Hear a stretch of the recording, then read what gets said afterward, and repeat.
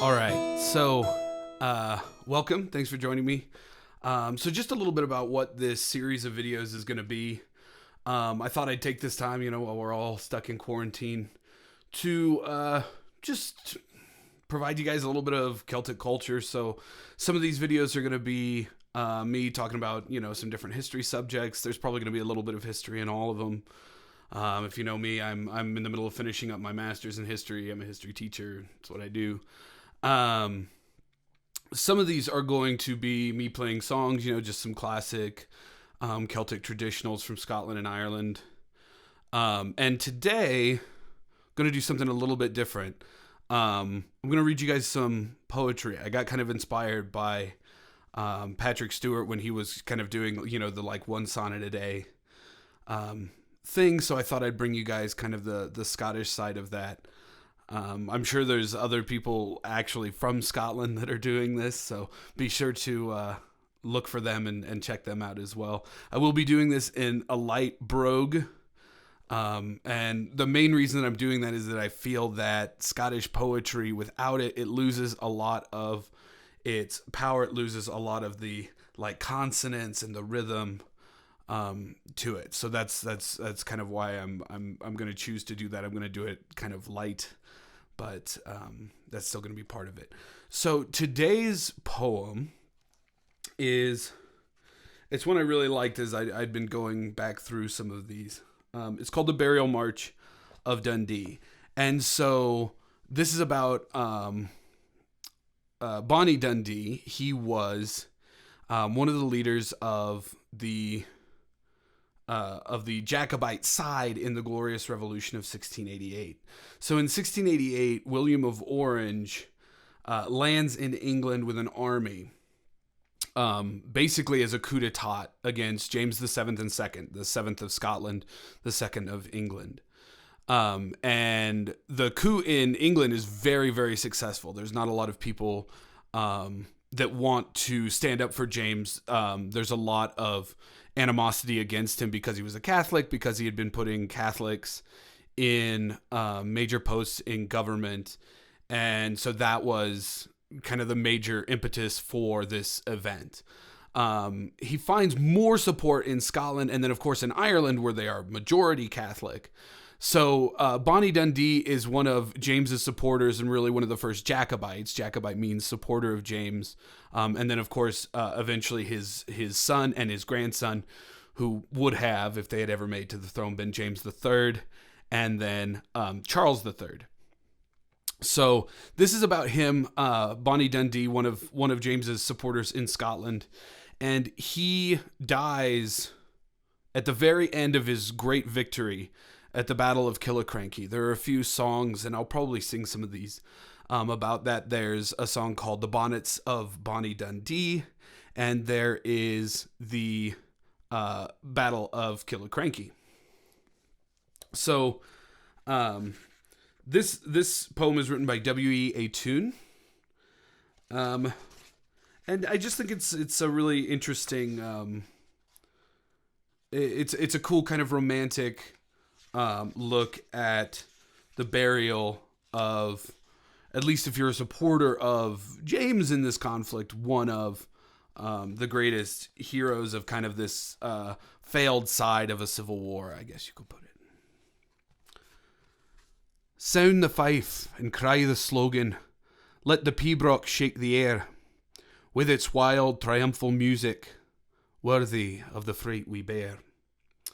Let the ancient hills of Scotland hear once more the battle song, swell within their glens and valleys as the clansmen march along. Never from the field of combat, never from the deadly fray, was a nobler trophy carried than we bring with us today. Lo, we bring with us the hero, lo, we bring the conquering Graham, crowned as best beseems a victor, from the altar of his fame. On the heights of Killiecrankie, yestermorn our army lay, slowly rose the mist in columns from the river's broken way.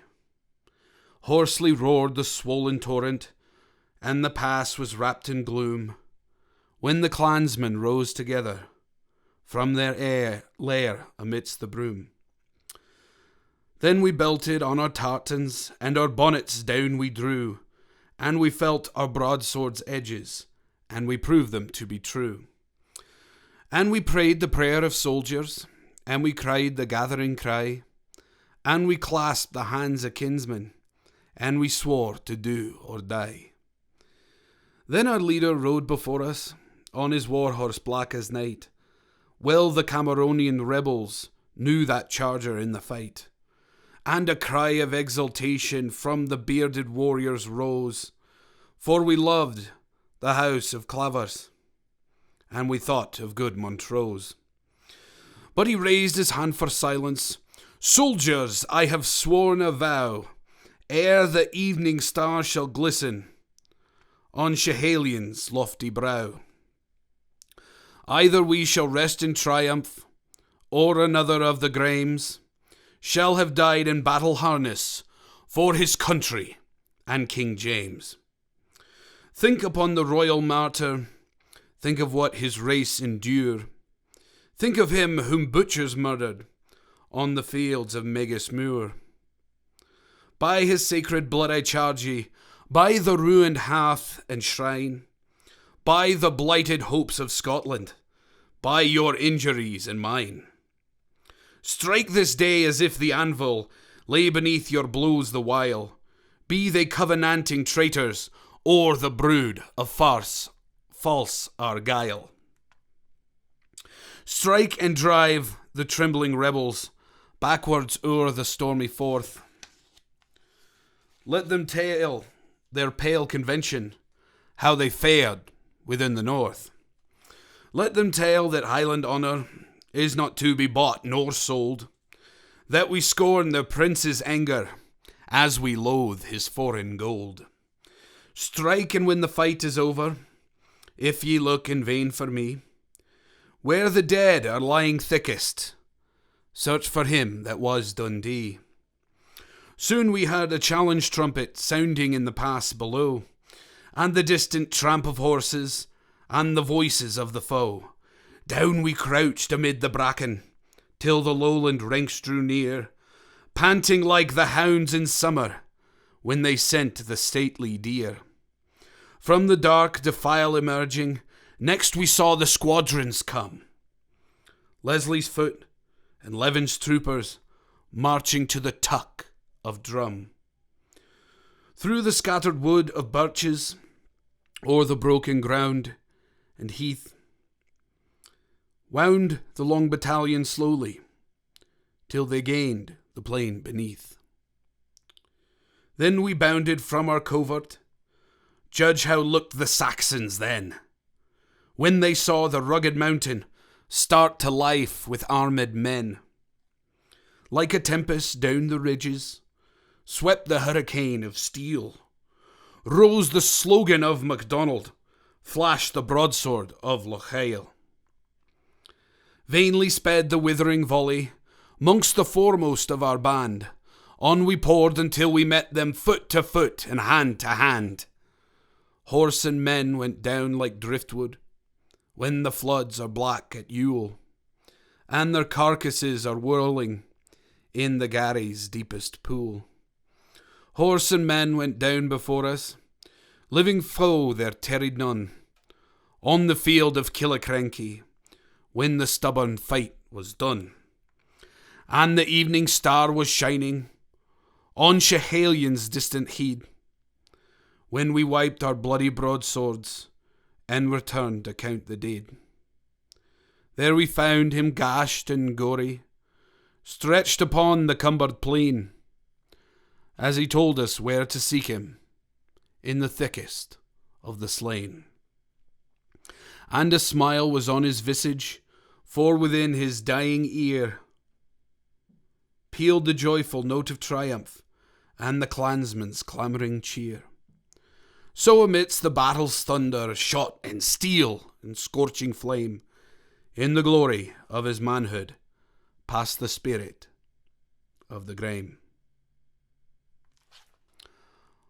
All right, we'll have another either poem, song, or history tidbit. We'll have something for you tomorrow. So make sure, if you're not subscribing to our YouTube channel right now, that you do that so you can keep up on all the new posts that we'll have for that. Otherwise, share this around Facebook, Twitter, Instagram, all of those things. We really appreciate it.